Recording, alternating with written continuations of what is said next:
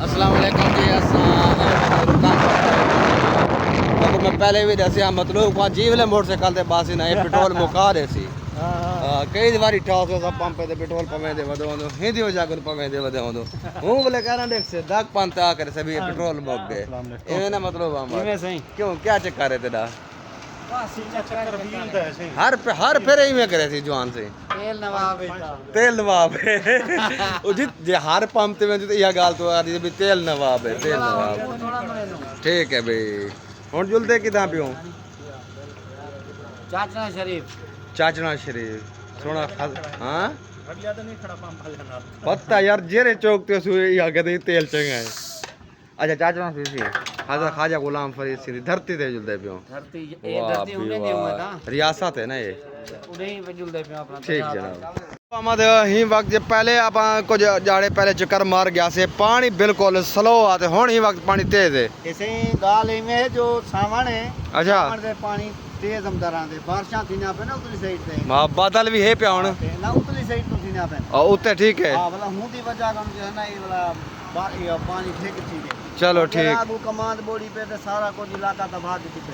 ठीक ए हुन आप ही पानी को आप दरिया से सड़ सकदो हां यो है यो दरिया से पानी है ते यो पानी ही वक्त बहुत बड़ा तेजी नाल आजा गुलाम फरीद दी नगरी नु वेंदा आजा गुलाम फरीद दी नगरी को ए पानी क्रॉस क्या वेंदे ते अल्लाह सी सिंध वेंदा पे सिंध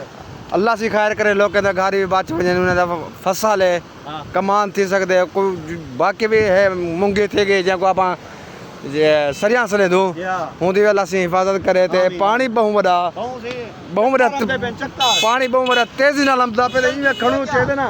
ते इने लगदे जो भी चक्कर आमदा पे बहु बड़ा तेजी नाल पानी है हुन अंदाजा करो हुन ए अगर ये बेनजीर बोरते सा खड़े से बोलते को अगर ये जरा तोरे सामने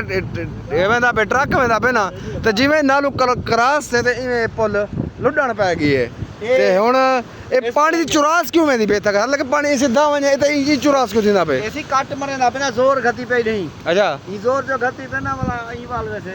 ठीक जबरदस्त हो गया हां पासे ऊंचे ही वैसे ओम पास ऊंचे ही वैसे ठीक ए ते अपने अपना जरा कच्चा है हां उठी के पानी आगे तकरीबन आगे निकाल है ना हां निकाल है पानी उठी के निकाल है पानी बहुत बड़ी तेज नाले मखलूक भी आई वधी मखलूक वीडियो शूट बढ़िया वधी है ते गिनो अल्लाह सी करम करे तो ओ तुसा देख दे पियो सो बेड़ा ओ बेड़ा खड़े थी ओ वे नहीं देख गिनो सी स्पीड चेक कर गिनो हां स्पीड पानी दी अच्छा पानी दा ए जरे पानी दे रोके ना ए तरफ है ई दा सूरज वेंदा पे ना सूरज है लेकिन पानी दा रुख भी है ई में है हालांकि पानी जे ए इथा कर ए ई वणना चाहिए ई की में वने वाला रहीम यार खान दे पहुंच वन्या ना मोरे सेंदा पे ना जी सीधे ही लेकिन ई हाथ वेंदा ए ई में पे सिंध वाले पासे पानी से वेंदा पे थी अच्छा शाम दा टाइम है ते माशाल्लाह क्या सूरज है सी देख क्या नजारा है वाह जी वाह जबरदस्त हो गया हाँ जी हाँ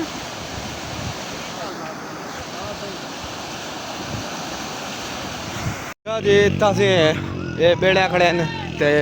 लोग तफरी करें बेड़े ते बैठे लोग तफरी करें रहते ही वक्त बहुत बड़ी मखलूक आई वधी है ते मखलूक बांधी पी है ते वेंदी पे ही ते कर बेड़े साधन जरे परले बोर्ड है ना थी वो थोड़े परते हैं ते ही वक्त मखलूक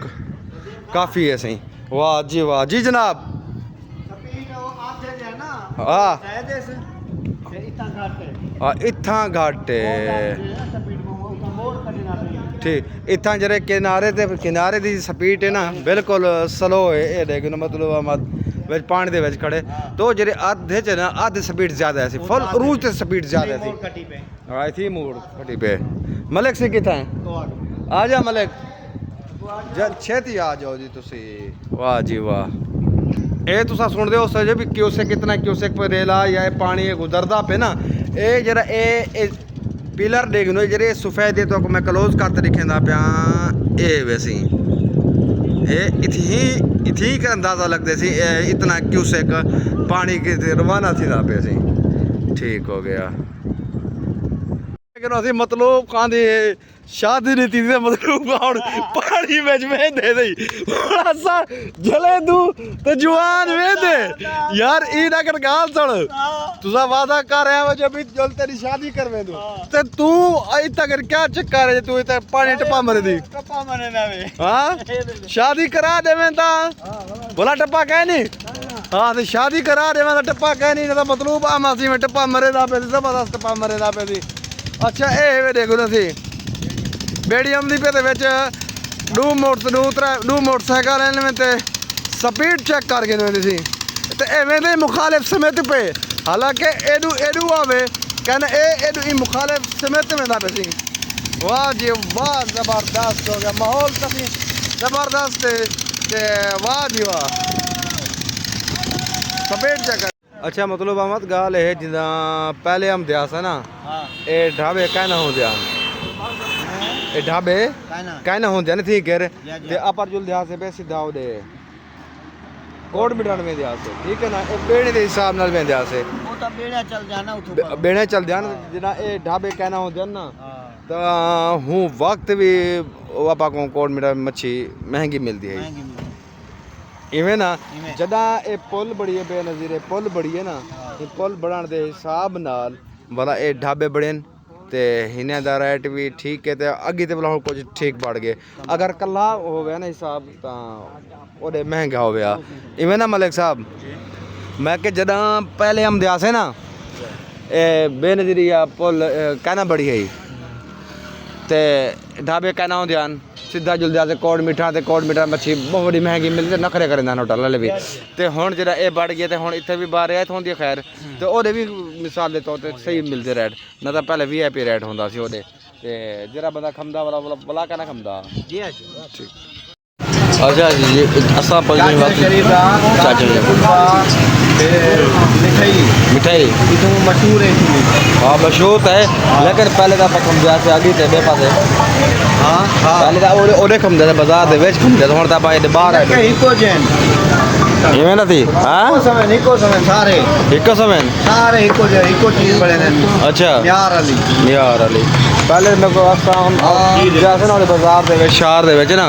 ओदे शहर हुंदा शहर हुंदा बाहर निकाला है ना अच्छा आज दुकानें उठाई हैं ना जैका टेस्ट सब कुछ VIP हां हर चीज VIP अच्छा जी तो इस्तेमाल इतना कितने मलिक सही इतना खा दे तुसा या खा दे कई दफा खादे से पेड़ अच्छा लेकिन वो चाचना मशहूर है इसी हिसाब से कुछ पहले चाचना मशहूर है लेकिन चलो भी यही हजरत ख्वाजा गुलाम फरीदा शार है हूँ रात थी गया ख्वाजा साहब के घर भी लोग मस्जिद देखो